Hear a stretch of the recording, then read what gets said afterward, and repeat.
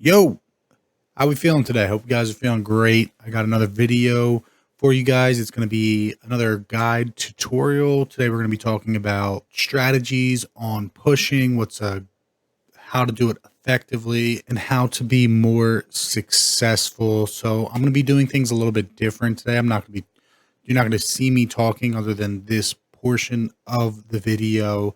I'm going to be overlaying my gameplay from a couple days ago. I had a couple of games in there, so you're going to be seeing that while I talk over it and give you the key points and me explaining what I mean on those points. We'll get right into it.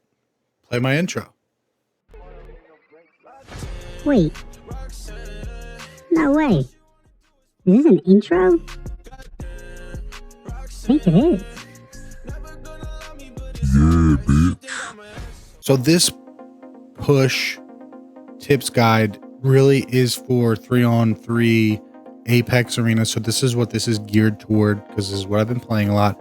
However, it can be an effective tool. You might need to modify depending on the player number in a match. So if you're doing Warzone 4v4, it really depends. But this is kind of just a good little roadmap for pushing in general. However, this video is done with 3v3 Apex Arenas in mind. So I want to first start this off by saying that this is merely a tips and tricks guide to pushing, not rushing. Rushing is completely different. Pushing implies it's more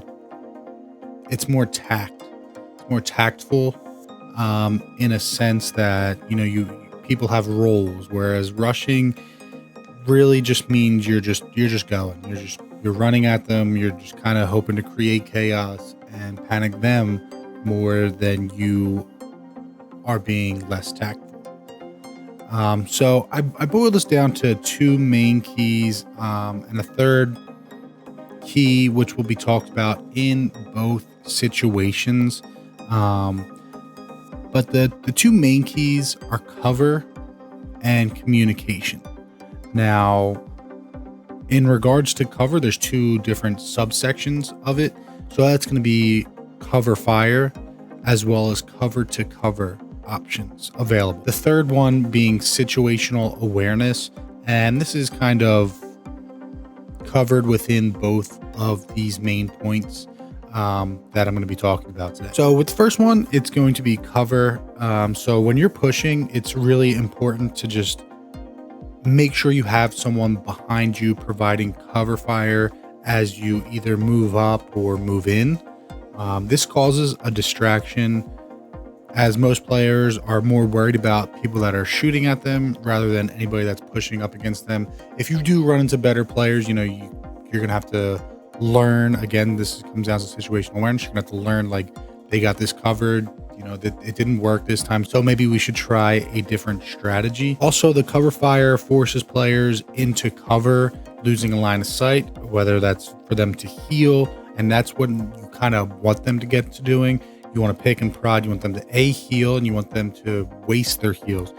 So when they're not looking, you have another player just kind of moving up, and then they can't anticipate the put. That's kind of like a one-on-one situation where the third player, he's either going to be laying down cover fire from a different position, or he's going to be moving up as well, hopefully drawing a one-on-one in which he can trade. Now for the cover to cover, the pushing player, he's going to need to keep in mind all the possible cover locations just in case they do start to shoot him, pick him out, and see that he is, trying to make an advancement. And ideally in mind, you want to be pushing with no less than 2 to 3 locations that can give you cover. You don't want to be pushing out in the open. I know that's a pretty obvious one, but it does happen a lot, and it can really diminish your chances of winning a round in a game. So for the second part, we're going to go into communication.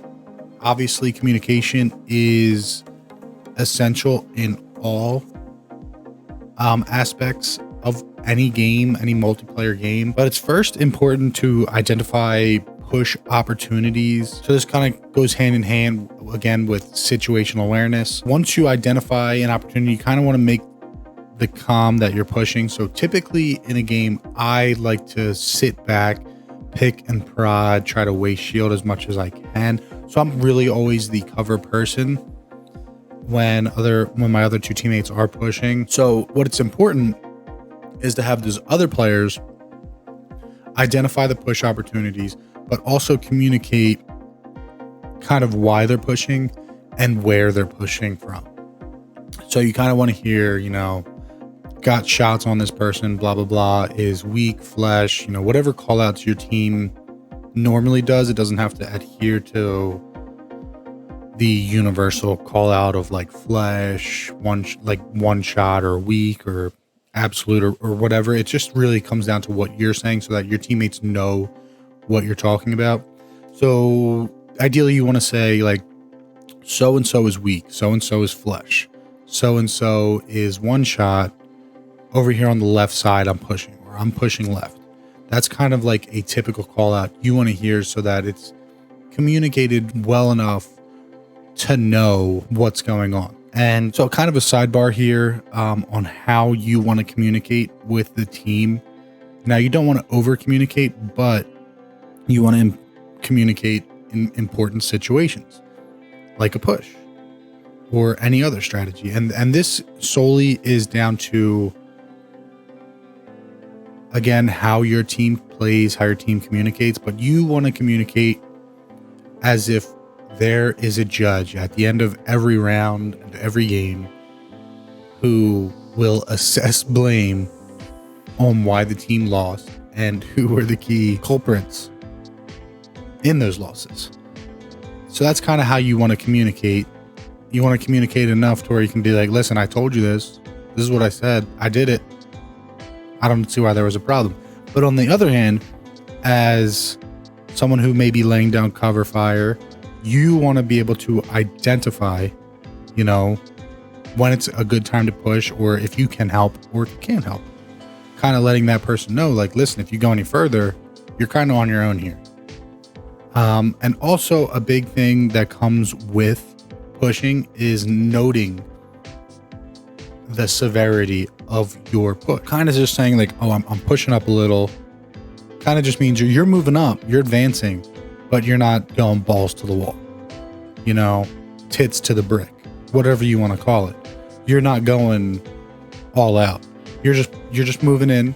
You're kind of closing in that gap. You realize that they're weak. But if you say you're hard pushing, that comes with the implication that, you know, your bitch ass better trade with whoever you're pushing on, you know, because you're willingly putting your life in danger. When you say you're pushing hard, you're essentially saying you're rushing. I'm pushing hard. I'm going now. So that's important. But it's also important when you do that, you don't want to chase.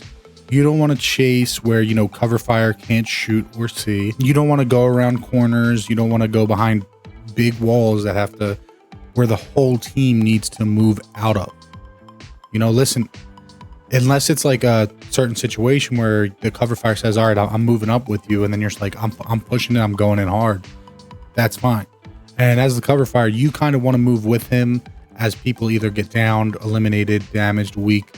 You want to move with him into his same cover. You're essentially swapping cover, because if you push too hard too soon, you put your team at a disadvantage where you can easily get 2-on-1, 3-on-1 in a very quick spot where cover can't help you or your teammates can't push up to, you know, get into there. But those are main points in what I wanted to talk about. I think that could help in these situations. As always, thank you for watching my video. I hope you enjoyed this. If you did, leave a thumbs up. If you want to see more content like this, or just want to see more content from me in general, make sure to subscribe to my channel.